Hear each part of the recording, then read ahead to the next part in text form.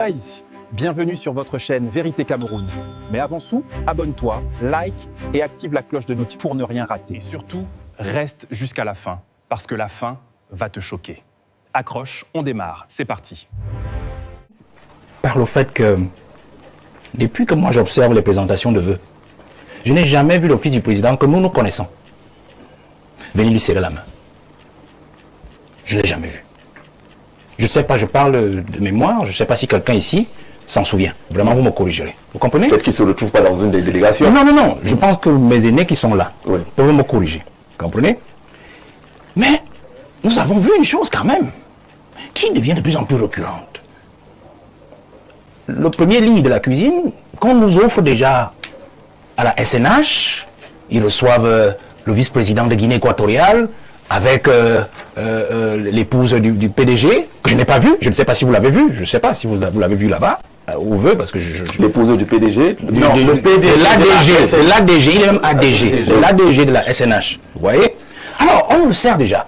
On voit un président arriver au Cameroun, on le voit derrière, là, on l'expose. On voit le chef de l'État aller à l'extérieur pour un voyage officiel, privé. On le voit et pas tout. Mais je l'ai vu. On l'a classé dans la lignée des hommes d'affaires. Les opérateurs économiques. Alors, je le dis parce que... Parlez de Frank Hertz. Je le dis, c'est vous qui prononcez son nom. Frank Hertz. Je le dis parce que nous sommes, j'estime, et je crois, comme je me bats pour la jeunesse tous les jours, je leur dis, le danger peut venir d'ailleurs, là où nous ne savons pas. Vous voyez? Et ici, cette affaire-là est très dangereuse. Je parlais du fils aîné du président parce que je crois que lui-même il fait des affaires. Nous savons qu'il fait des affaires. Mais il n'a jamais infiltré. Je dis il est infiltré. Ou alors il ne s'est jamais fait infiltrer dans les rangs de ceux qui serrent la poigne à son père lors de la présentation des vœux.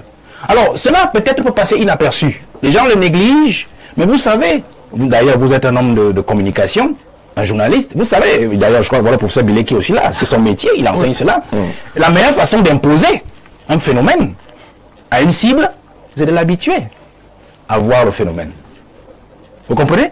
S'il s'agit d'un individu, s'il s'agit d'un visage, s'il s'agit de la musique, d'un son, il faut juste l'habituer à l'entendre partout. Il finira par l'aimer au cas où il le détestait. Vous comprenez? Voilà là où nous allons. C'est-à-dire que j'ai vu comment même ceux qui étaient là, le journaliste a fait un vide. C'est-à-dire le journaliste a TV puisqu'il commentait, il présentait, voilà tel qu'il vient, il serre la main au président. À son niveau, on a fait un vide. Et vous savez, en tant que journaliste, que lorsque vous commentez quelque chose et que vous effacez le commentaire, vous évitez un commentaire sur une figure, il y a un problème. Il y a un problème. Donc je ne voudrais pas, pour moi cette présentation de vœux, moi j'aime beaucoup les signes. Vous savez, le président est déjà un monsieur absent du peuple camerounais, du bien du peuple camerounais, du management de l'État. Et donc la meilleure façon pour moi de le lire, de le voir et de le sentir, c'est de l'observer. Et pour sortir et dire que la jeunesse doit faire attention. La jeunesse doit faire attention parce que ce qui se passe aujourd'hui actuellement au Cameroun, et je crois que nous allons encore le voir, le phénomène je l'évoque comme ça, hein, je ne continue pas, mais je pense qu'avec le temps vous comprendrez pourquoi je l'évoque aujourd'hui. Ces 7 prochaines années seront des années encore un peu plus compliquées pour la jeunesse, et surtout avec ces phénomènes que nous sommes en train de voir. D'accord. Le monsieur dont vous venez de prononcer le nom, je crois que son nom est sorti dans les affaires de la Cannes, les Cannes Gate. Les gens qui avaient vu, avec Piccini, qui avaient pris certains marchés, qui avaient sous-traité certains marchés dans les stades. Son nom est ressorti dans les affaires du port autonome. Voilà, chez M. Léné Limbi. On l'a vu. On l'a retrouvé déjà à la SNH. C'est-à-dire que recruter d'abord, ensuite l'a créé une affaire où ils sont devenus tous des pétroliers, et ainsi de suite. Il y a des noms qui ressortent même à l'est là-bas, chez Léné Billet, dans les affaires de l'or.